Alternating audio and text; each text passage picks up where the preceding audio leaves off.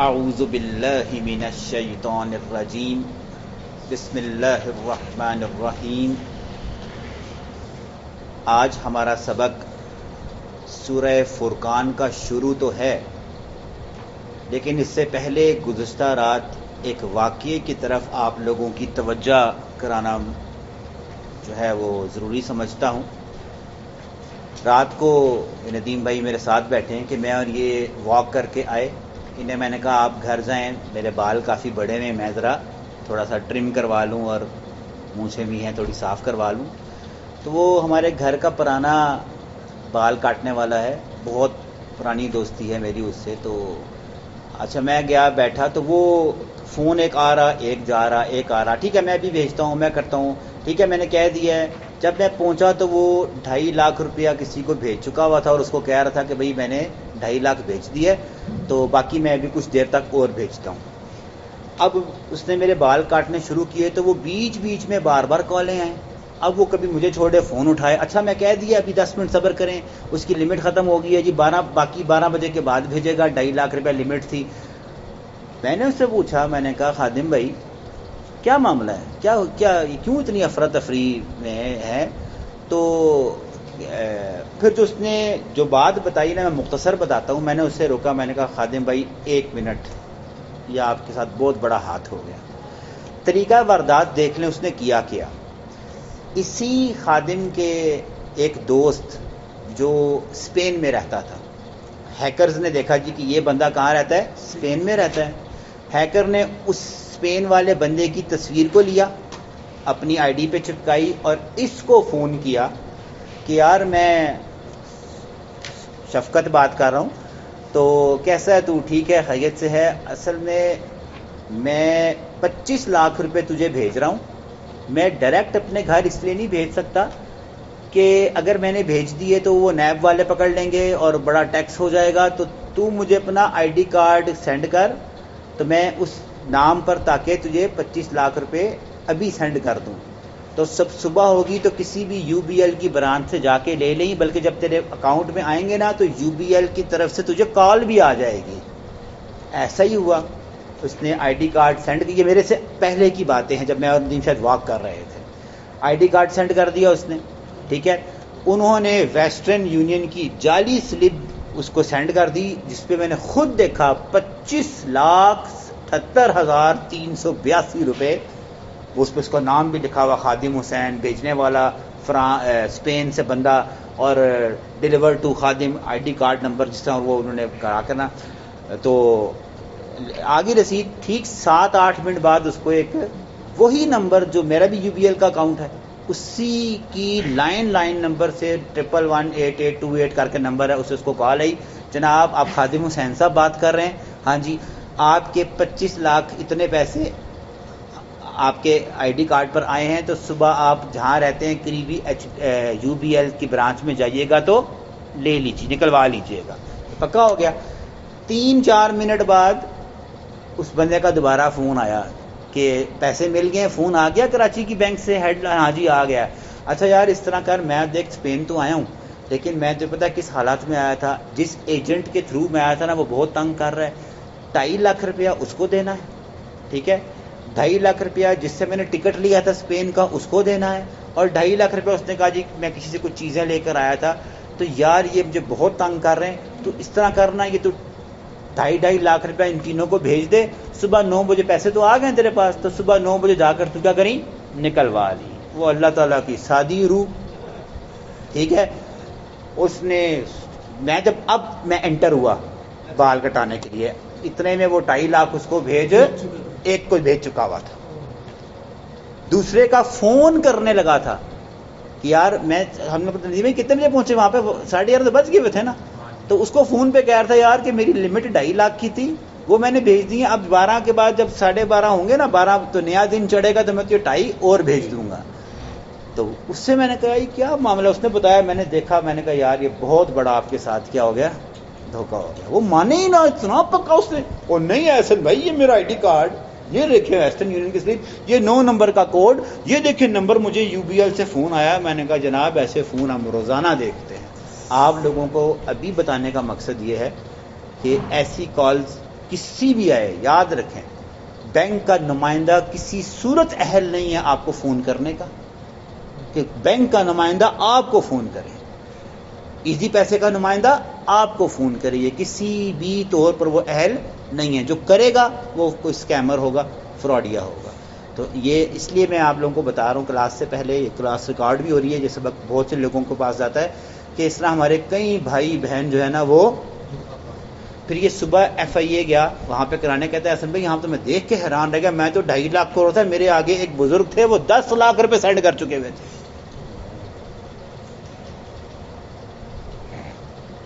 اور پھر ابھی اس کا مجھے فون ہے حسن بھائی اس نے اب میرے سے 2.5 لے لی ہیں، اب میرے جتنے اور ہیں نا ان کو فون کر رہا ہے، یعنی کہ چھوڑتے نہیں ہیں، ایک سے لے لیے نا، اب میرے آئی ڈی میں اور بھی جو میرے دوست ہیں بھائی ہیں اب ان کو فون اس کے جا رہے ہیں کہ یار پیسے بھجواؤ پیسے بھجواؤ۔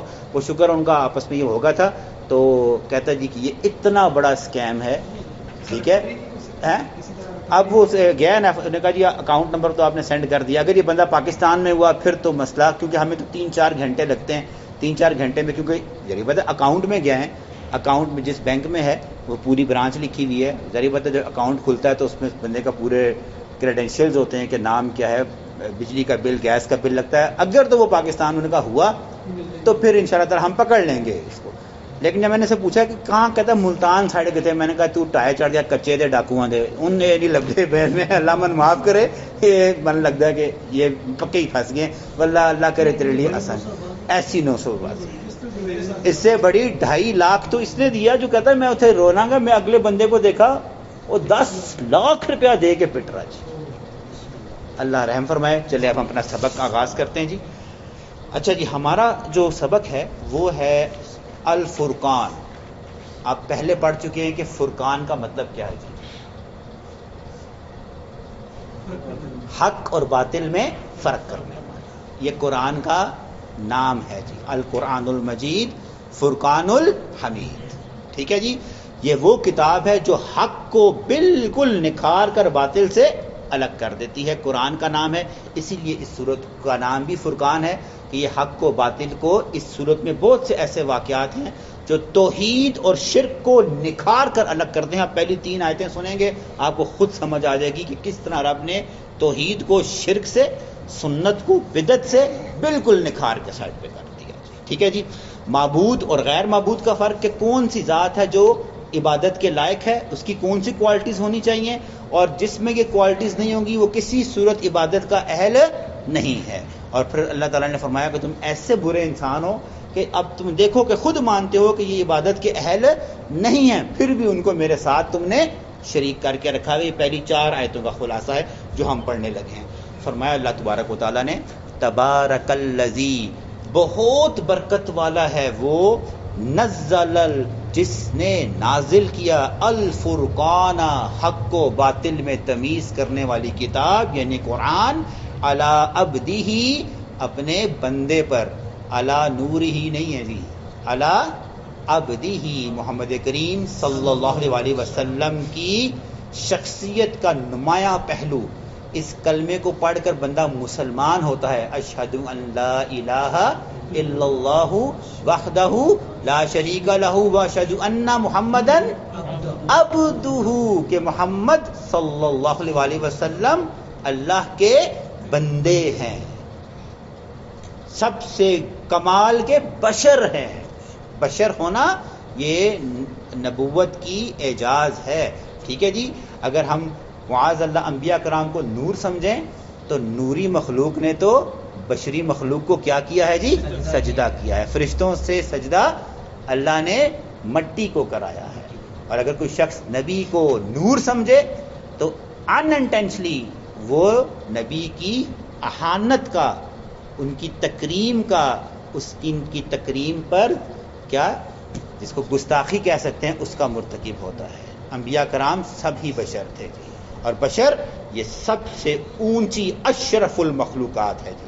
ہم سنتے تو ہیں، آج سمجھ جائیں، اللہ نے کہا کہ ہم نے اپنے بندے پر یہ حق و باطل میں تمیز کرنے والی کتاب کو نازل فرمایا، لیکونا، تاکہ وہ ہو جائے، للعالمین، تمام عالمین کے لیے، نذیرا، ڈرانے والا۔ یہاں سے نبی صلی اللہ علیہ وسلم کی نبوت کا یہ اعجاز بھی سمجھ آتا ہے کہ تمام انبیاء کرام کیا تھے جی؟ اپنے اپنے علاقوں کے لیے تھے. کوئی بنی اسرائیل کے لیے تھا، کوئی عاد کے لیے تھا، کوئی سمود کے لیے تھا. یہ کس کے لیے تھے جی؟ للعالمین، تمام انسانیت نہیں، تمام عالمین کے لیے، جس میں انسان بھی ہے جن بھی ہے. تمام عالمین کے لیے ہم نے کیا کیا؟ کیونکہ یہی دو مخلوقات ہیں جو مکلف ہیں، جن سے رب نے سوال پوچھنا ہے، جن کے اعمال تولے جائیں گے اور ان کے بعد یا جنت کے مستحق ٹھہریں گے یا جہنم کے. جن اور انسان. ہاں جی، جن اور انسان. باقی تو سارے جانور ہیں نا، ان پہ تو ایسا نہیں ہے. یہی دو مخلوقات ایسی ہیں جو مکلف ہیں اپنی گزاری ہوئی زندگی کے مطابق حساب کتاب دینے کی. ٹھیک ہے جی. تو اللہ کا تمام عالمین کے لیے ڈر پہنچانے والے. وما ارسلناک الا رحمۃ للمسلمین نہیں ہے، عالمین ہے، تمام عالمین کے لیے. اچھا جی، اب آج ہم یہ بس یہ دوسری آیت ہی پڑھیں گے. اس آیت کے اندر نا دو آیتوں میں اللہ تبارک و تعالیٰ نے اپنی 4 صفات کا تذکرہ کیا ہے. یہ 4 صفات جس ذات میں ہوں گی نا وہ عبادت کے اہل ہوگا، اسی کی عبادت کی جا سکے گی. اور یہ 4 صفات جس میں نہیں ہے نا وہ خالق نہیں ہو سکتا، وہ مخلوق ہوگا. ٹھیک ہے جی. تو اللہ تبارک و تعالیٰ ان 4 صفات کا تذکرہ کرنے لگے ہیں. پہلی صفت، الذی لہ ملک السماوات والارض، اللہ وہ ذات ہے جس کے لیے بادشاہت ہے تمام آسمانوں کی اور زمین کی.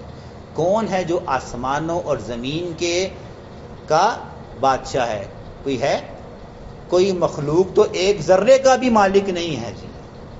اور جو تمام شیء، ہر ذرے کا، چاہے وہ کائنات میں جو ہے وہ آسمانوں پر ہو یا زمین میں ہو، اللہ نے کہا اللہ اس کا مالک ہے، بادشاہ ہے. یہ پہلی صفت ہے جی، معبود ہونے کے لائق کی، کہ جو تمام کائنات کا کیا ہے جی؟ بادشاہ ہو. دوسرا، ولم یتخذ ولدا، جو اولاد نہیں پکڑتا.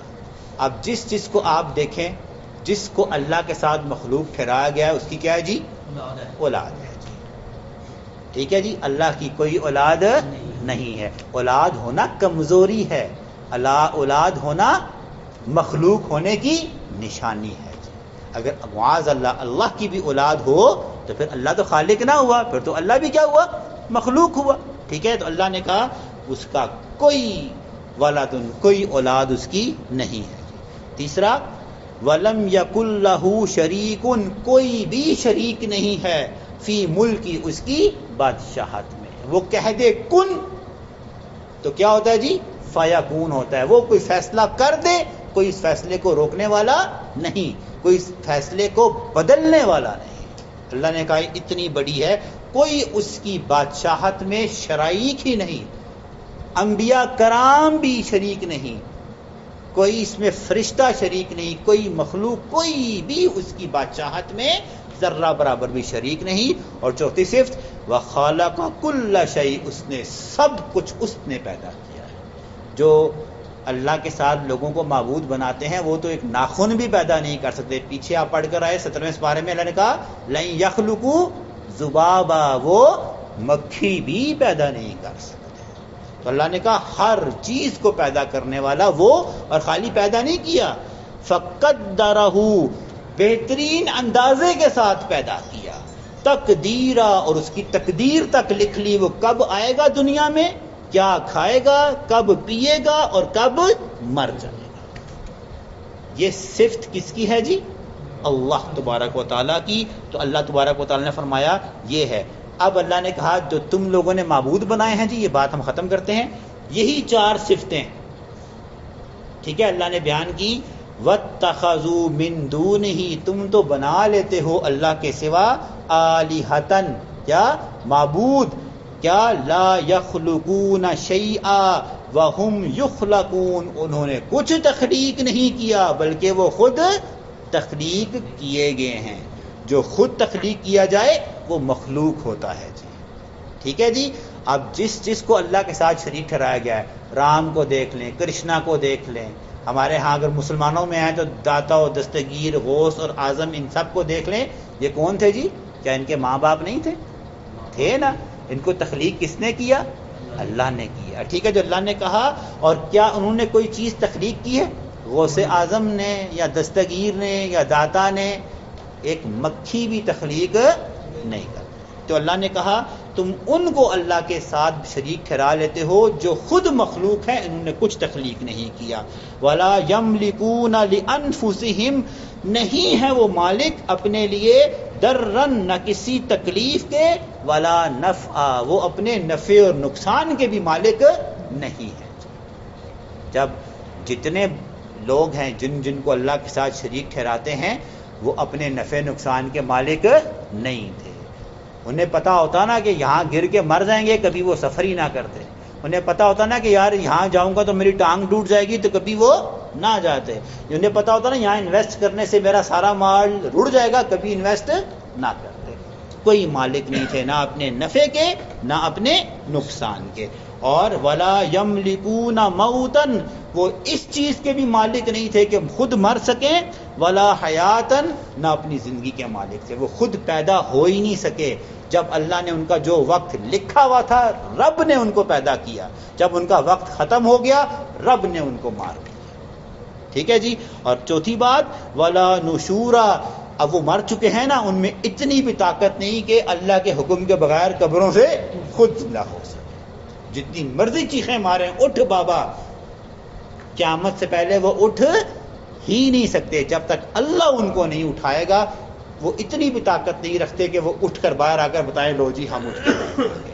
یہ 4 صفات ہیں جو اللہ تبارک و تعالیٰ نے بتائی کہ یہ اللہ کی ہے. اس میں جب کوئی شریک نہیں تو پھر تمہاری عقلیں کہاں چلی گئی ہیں؟ تم ان جیسوں کو اللہ کے ساتھ شریک ٹھہراتے ہو. اللہ تعالیٰ ہمیں سمجھ عطا فرمائے. اور پھر اللہ نے اپنے مزید دلائل بیان کیے ہیں، وہ کل انشاءاللہ